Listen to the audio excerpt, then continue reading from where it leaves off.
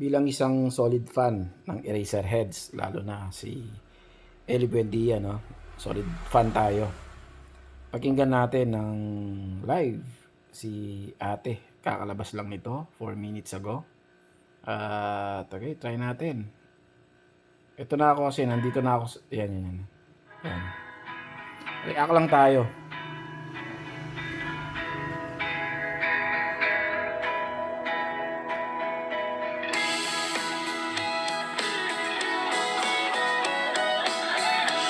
Wow. Ate, merong hawak-hawak na bilog na bote. Bakit ulong-sulong parang pahinante? Susumikap sa buhay na may dangal. Sa ngalan ng ama't ina. Wow, yung tono niyang gano'n, no? Very very Eraserheads yung datingan. No, very very nostalgic. Hindi po pwedeng magwala. Tsaka na muna ang saya.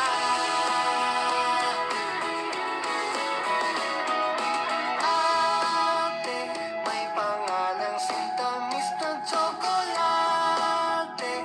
Meron sanang sasabihing importante. At kung pwede, wag nang makipagdebate. Ang babaeng tulad mo ay minsan lang dumadating sa aking mundo. At kahit saan sulok nito, walang makita tulad mo. Nakita ko to sa sa online yung pinost niya na nakasulat. Very very poetic talaga si si Eli Buendia. Poetic. Ate,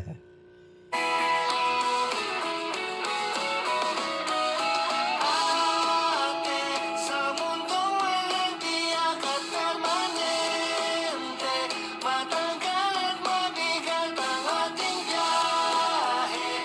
At papalayo na ang kahapong masaya.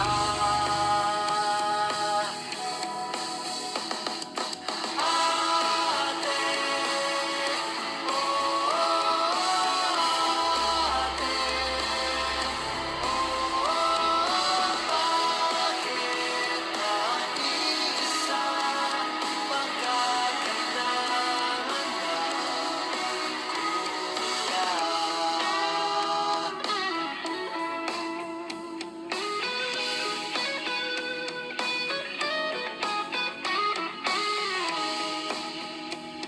Napaka napaka-chill ng kanta. At ito yung isa sa maganda kay Eli Buendia na hindi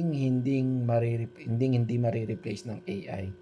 Yung paggawa niya ng tono, ng lyrics, no, napaka henyo. Lalo na yung tono talagang itong tao na to, walking to walking parang nangangana, anong tawag doon? Walking walking, hindi walking dead.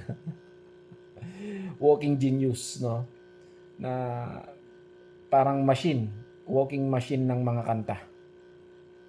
On the spot to, papagawain mo ng kanta, bigyan mo ng 5 minutes siguro, makakagawa to eh. Kaya lang, syempre, yung mga ginagawa niyang mga bago, mas pinag-isipan, mas ginalingan, no?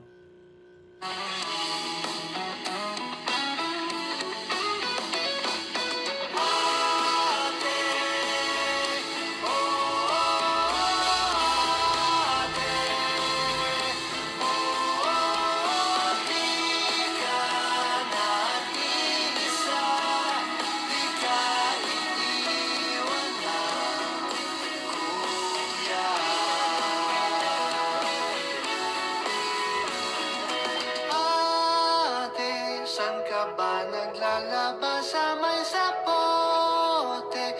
Baka pwedeng mahiram ang iyong kapote. San kukunin ang pambayad ng kuryente?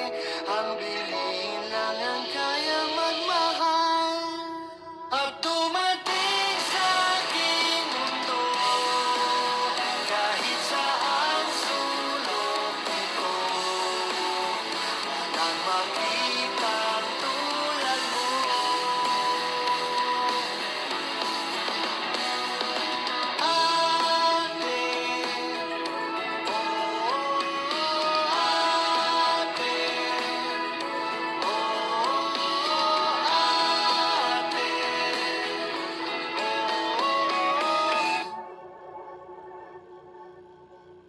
Yun.